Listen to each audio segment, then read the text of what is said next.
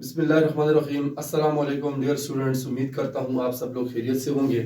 मैं हूँ जाकिर खान और आप लोग देख रहे हैं मेरा यूट्यूब चैनल जी एकेडमी। डियर स्टूडेंट्स, आज एक बहुत अहम कंसेप्ट के ऊपर हम बात करने वाले हैं। अक्सर लोग समझते हैं कि करंट और वोल्टेज एक ही चीज़ है, यानी वो वोल्टेज को और करंट के दरमियान में फ़र्क को अच्छी तरह से समझते नहीं हैं। तो हम आज करंट और वोल्टेज के दरमियान में एक इम्पोर्टेंट रिलेशनशिप ड्रॉ करने वाले हैं, जिस कंसेप्ट को बताया है ओहम ने। ठीक है जी। देखिए हमारे पास ये एक वायर है जिसमें से करंट फ्लो करता है। ठीक हो गया जी। इसके यहां पर हम वोल्टेज को क्रिएट करते हैं, इसके यहां पर हम वोल्टेज को क्रिएट करते हैं। ये VA है, ये VB है। इसके दरमियान में पोटेंशियल का डिफरेंस आ जाता है। जब पोटेंशियल का डिफरेंस बनता है तो इस वायर में से करंट गुजरना शुरू हो जाता है। बात को जरा समझें जी। ये इलेक्ट्रॉन रिवॉल्व कर रहे हैं, ठीक है जी, और एनर्जी का बहाव यहाँ से हाई पोटेंशियल से लो की तरफ बहना शुरू हो जाता है।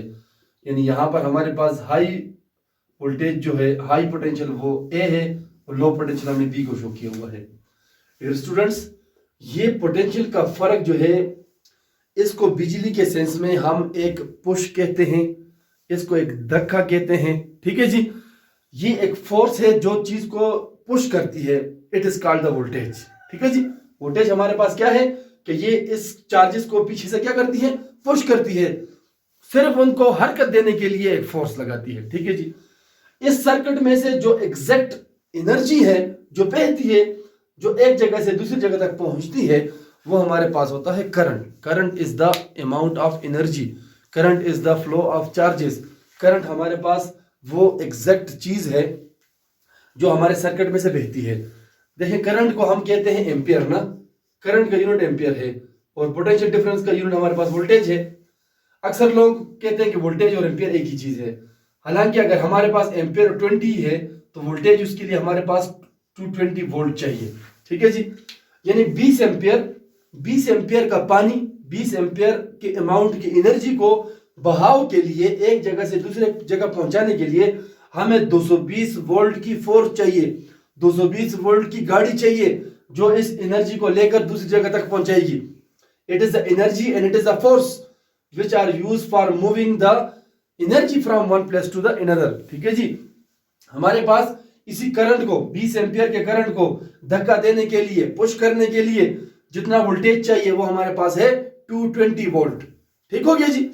वोल्टेज अलग चीज है, ये एक प्रेशर है, ये एक फोर्स है, ये एक धक्का है। ठीक है जी। और एम्पियर हमारे पास क्या है, ये वो चीज है जो एग्जैक्ट सर्किट में से फ्लो करती है। अब जब लाइट चली जाती है, लाइट चली जाती है, करंट मौजूद रहता है तारों के अंदर, लेकिन उसको पुश करने वाली चीज खत्म हो जाती है, तो करंट का बहाव एकदम रुक जाता है। जब भी हम वोल्टेज को क्रिएट करते हैं, एकदम से करंट उसमें से बहना शुरू हो जाता है। करंट कहीं नहीं जाता, वोल्टेज चला जाता है, उसको पुश करने वाली चीज जो है वो खत्म हो जाती है। ठीक है जी। इसी कंसेप्ट के ऊपर हमारे पास एक बहुत इंपॉर्टेंट लॉ है जिसको हम कहते हैं ओहम लॉ। इसी कंसेप्ट को मजीद क्लियर किया है ओहम ने ना, ओहम्स लॉ। ओहम कहता है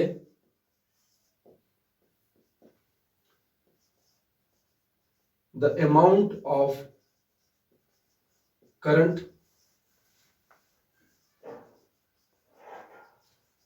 the amount of current flows through a circuit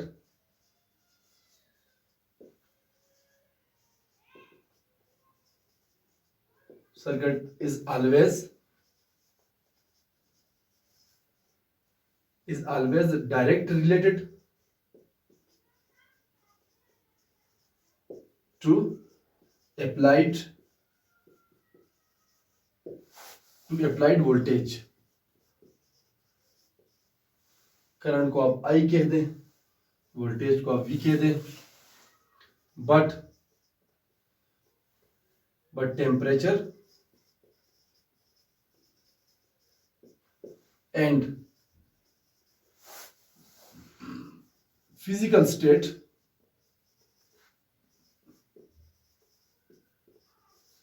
of the material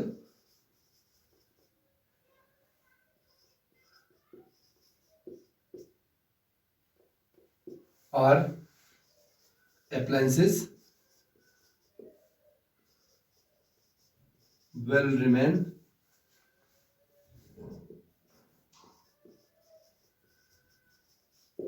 remains constant.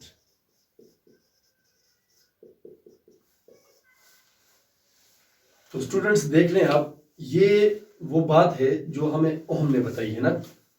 ओम कहता है the total amount of the current I which flows through a circuit.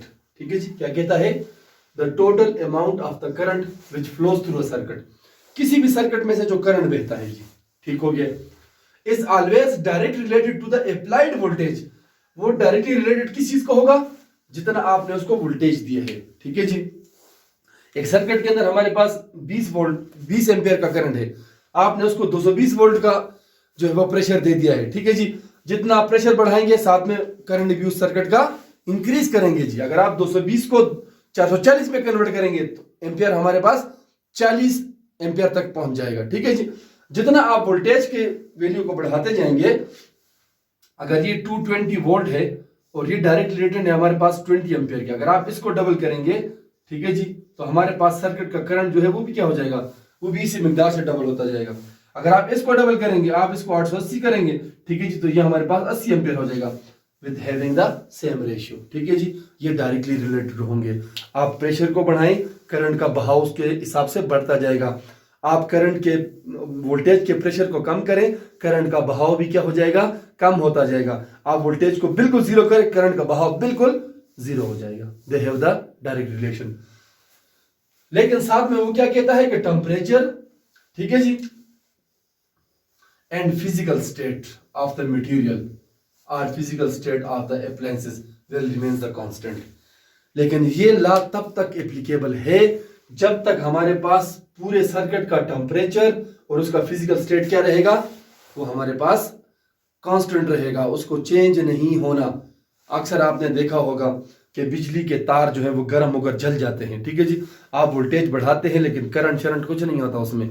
वजह क्या होती है कि तारें जल जाती हैं, उसका फिजिकल स्टेट क्या हो जाता है? चेंज हो जाता है। ठीक है जी, तारें अगर अपनी ओरिजिनल हालत में रहेंगी, वायर्स अगर अपने ओरिजिनल हालत में रहेंगे तो आप वोल्टेज बढ़ाएंगे तो आगे करंट बढ़ेगा।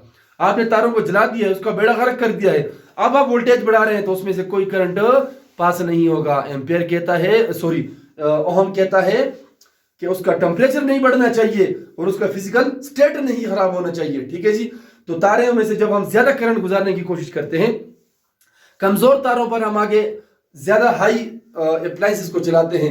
मिसाल के तौर पर 329 की तार होती है या उससे भी छोटी तार होती है, उसके ऊपर हम इस्त्री चला देते हैं, रॉड चला देते हैं, हीटर चला देते हैं, वो तारें गर्म होना शुरू हो जाती हैं।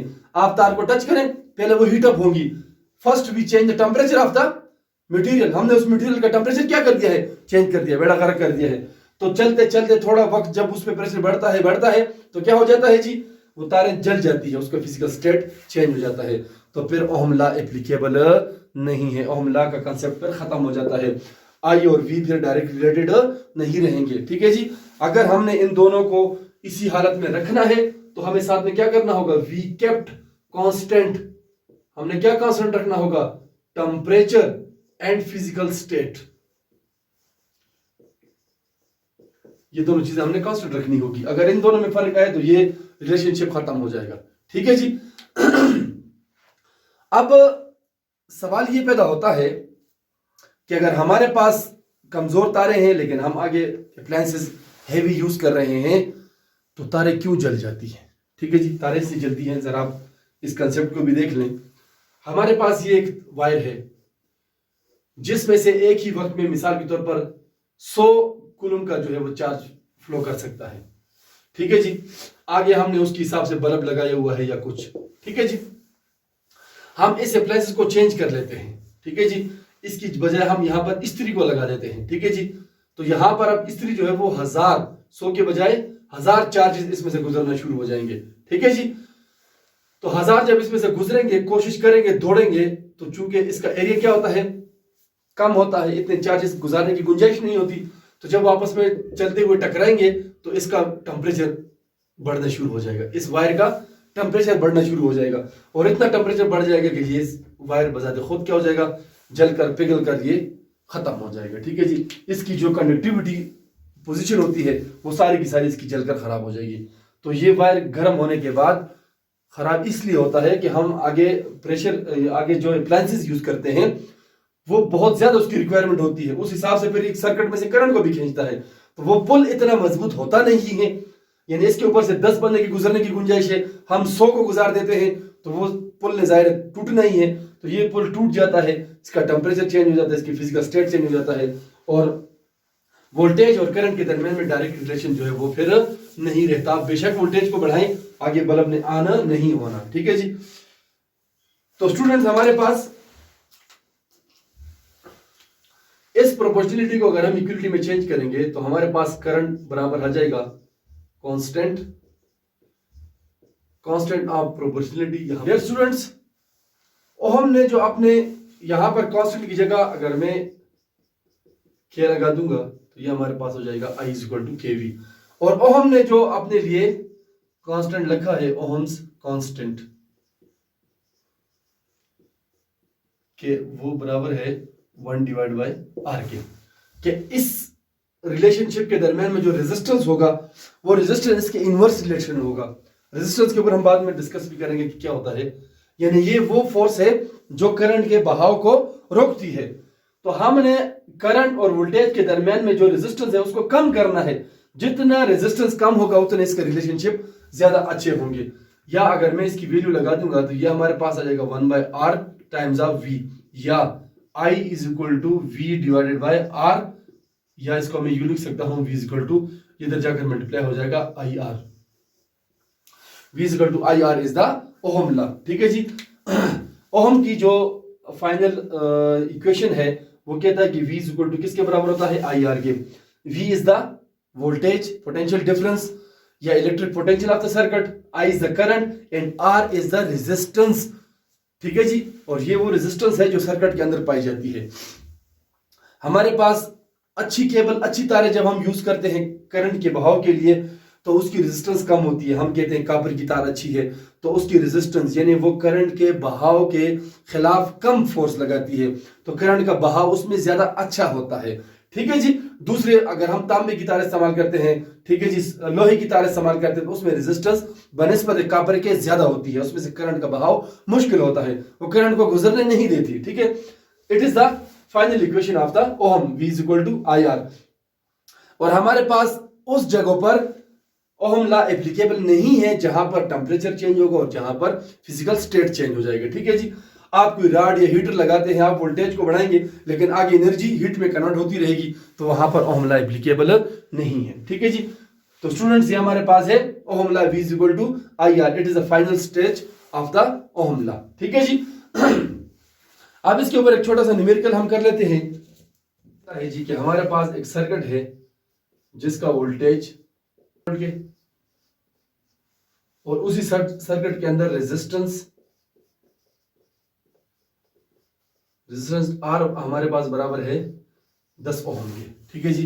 And you are finding to the current I from that circuit. ठीक है जी, बाय यूजिंग ओहम लॉ। आसान सा न्यूमेरिकल है। ओहम लॉ हमारे पास क्या है जी? V = IR। चूंकि हम I मालूम करना है तो इक्वेशन को रीअरेंज कर लेंगे। हमारे पास I बराबर हो जाएगा V/R by putting the values from the data. So V = 30 volt and the R is the 10 ohm।